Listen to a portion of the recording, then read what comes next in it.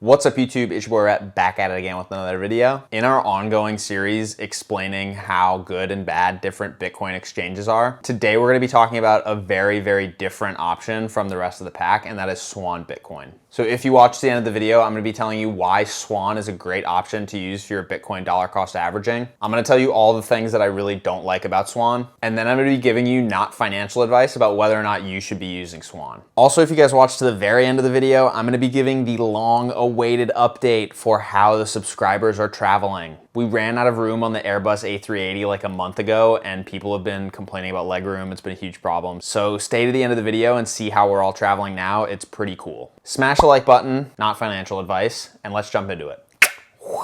So Swan Bitcoin is totally unlike other Bitcoin exchanges. Most exchanges you go to, you can buy and sell different cryptocurrency pairs based on what the exchange has available for you to trade. On Swan, you only have the ability to buy Bitcoin and you can't sell, which I think is a baller move, not letting you sell. Why would you ever sell Bitcoin? Not financial advice. And that's something that I really love about Swan. I think some people can see the markets go up and down and they're like, oh, I gotta sell. But in Swan, you have a built-in way to stop yourself from selling and know that, the long term, hopefully it'll work out, not financial advice. The greatest feature about Swan though is not that you can't sell. It's that Swan makes it easier, probably easier than any other exchange that I've seen, to first of all, set up your own dollar cost averaging schedule. And then second of all, automate your own transfers to either your own hardware wallet or some sort of alternative wallet like a BlockFi or a Gemini Earn or something like that where you can earn interest on your Bitcoin. But basically taking it off of the exchange and moving it somewhere where you can either earn interest or where you have self-custody of the Bitcoin and you have that extra layer of security and you don't have to trust anyone else to hold it for you. If you guys are familiar with the video that I did on Gemini and how we set up automated buys and then automated transfers as well, I'll link that video up here. If you guys are familiar with that, it's basically the exact same schedule, except Swan is setting up all of those behind the scenes things for you. You don't have to go set up the API on your own like we did in that Gemini video. This is going to be the best option for commenters like Randy,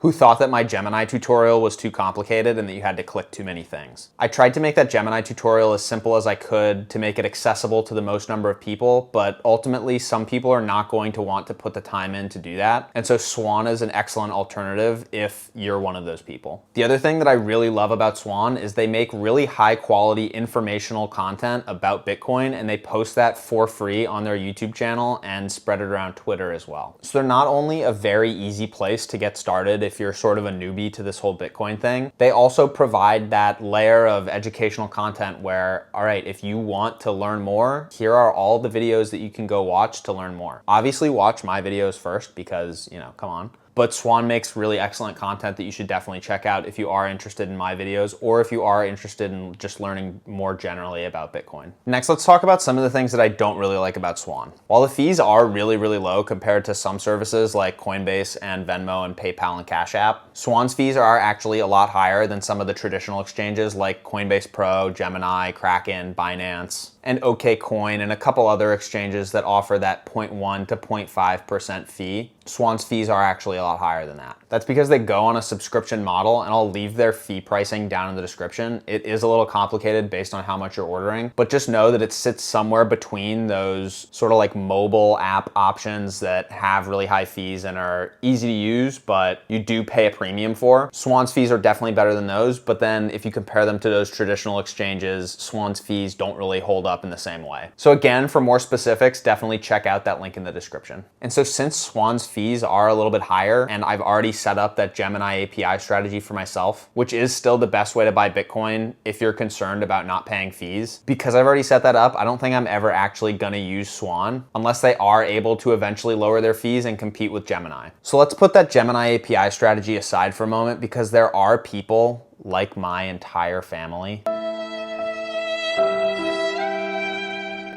who are just never going to implement that strategy. They just don't want to take the time out of their day. They are confused by how many clicks it was, like Randy. So Swan is a great alternative for those people. With that being said, I have used Swan in a limited capacity, and I had two big annoyances when I was using the product. First annoyance, as of the filming of this video, there is no iOS or Android app for Swan, which means that if you want to access your Swan account, you do have to do that through the browser. This is not a huge deal. It doesn't damage the functionality of Swan in any way. You could just do this on mobile through your Safari browser or through Chrome or whatever you're using. But it does just bother me in 2021 when there is no mobile app equivalent. I do just think mobile apps are better user experience, and so it is a little annoying for me whenever I do want to log into my Swan account that I have to do that through a web browser. Second thing that I find annoying, also related to logging in, is that Swan actually doesn't give you a password. They actually link your account through your email address, and so every time you log into Swan, they send you an email with a 4 or 5 digit code or something to your email address, and then you have to take that code that's in that email address and put it back into Swan. And there doesn't seem to be any way to opt out of this in settings and just use a normal password. So you do have to be really sure that your email address is secure before you sign up for Swan with that email address, because there is no Swan password, right? You can't set a really secure password over on Swan and then not worry about it on your email address. If you do sign up with like an email address that's not very secure, that not very secure email address, that security is going to be passed over to your Swan account, which this whole system is just not very standard. I haven't ever dealt with another financial company, any company that has my bank data, that has not done its own authentication and that has done it all the way through email address. So should you be using Swan for your dollar cost averaging? You should use Swan if you want to dollar cost average into Bitcoin, which in my opinion, not financial advice, is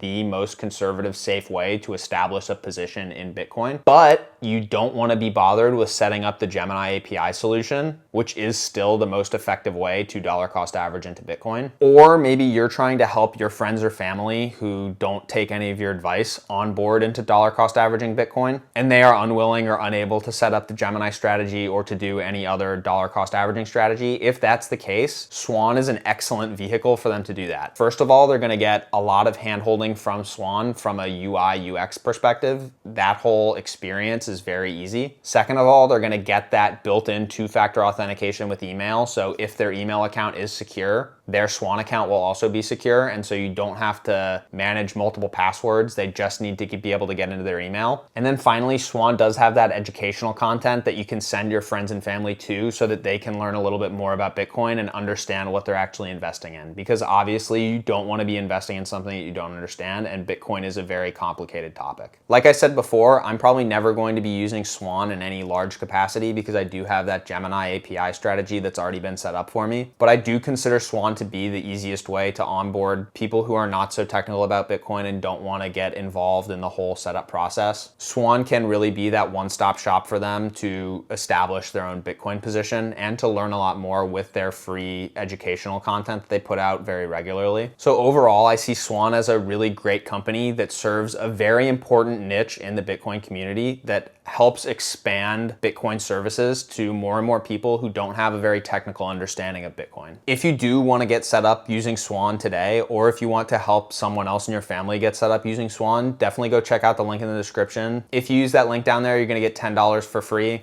And you're gonna get set up right away using Swan and automatically dollar cost averaging Bitcoin, and you're gonna be able to set that threshold that you want. You know, once I accumulate X amount of Bitcoin, please withdraw it to whatever wallet address of your choice. Go down below, smash the like button if you learned something so that YouTube will send this video out to other people who are looking for what is the easiest way to buy Bitcoin. I think a lot of people will be looking for this when they're going to onboard friends or family onto Bitcoin who don't necessarily care as much but do want that exposure. I think Swan is really a great way to do that. Comment down below if you think you're ever going to use Swan, or maybe if you think you're going to help a friend or someone in your family onboard into Bitcoin using Swan. I'm really interested to see who is using Swan and who is using other dollar cost averaging strategies. And if you do have any questions, go ahead and leave those in the comments as well. I do respond to all the comments. And then subscribe and hit the notification bell for new videos every Monday at 10 a.m. Eastern. The channel has been blowing up recently, and up until now, we've all been traveling on this Airbus A380, which is the largest passenger airline in existence. However, the Airbus A380 only holds about 900 people, and we now have so many subscribers that people are like laying on top of each other. Nobody has leg room. People are screaming at me actually to get us out of this Airbus A380. It's the largest passenger airline in existence, but it's too small for the subscribers of this YouTube channel. Rhett, get us out of here. So one solution that we've looked at in the past, we used to be on a school bus for the people that have been here for a long time. And when we outgrew the school bus, we actually taped 2 school buses together. So I thought for a long time of taping 2 Airbus A380s together, but I don't think that that's gonna give us enough capacity to like future-proof us. I think if we shell out the money now for this like new private jet, we're just gonna outgrow it pretty soon because the channel's growing so fast. So rather than taping 2 Airbus A380s together, which is sort of like a short-term solution in my mind, I literally bought Hard Rock Live in Hollywood, Florida, and turned it into an airplane. Hard Rock Live seats 7,000 people, so we should be good for a while unless you guys really start to knock it out of the park with liking and sharing everything and just driving this channel to the moon. We're gonna have a way more legroom in Hard Rock Live, and I can't wait to see what we fit in after this. I don't know if I can afford, though, to buy any more epicenters of South Florida entertainment that are acoustically pure with unobstructed sight lines. Anyway, thank you guys so much for the growth this far. This has been so much fun, and I can't wait to outgrow Hard Rock Live. We'll have to get an even bigger stadium in the air to travel all of us in the near future, hopefully. I love you all. Talk to you next week. Goodbye.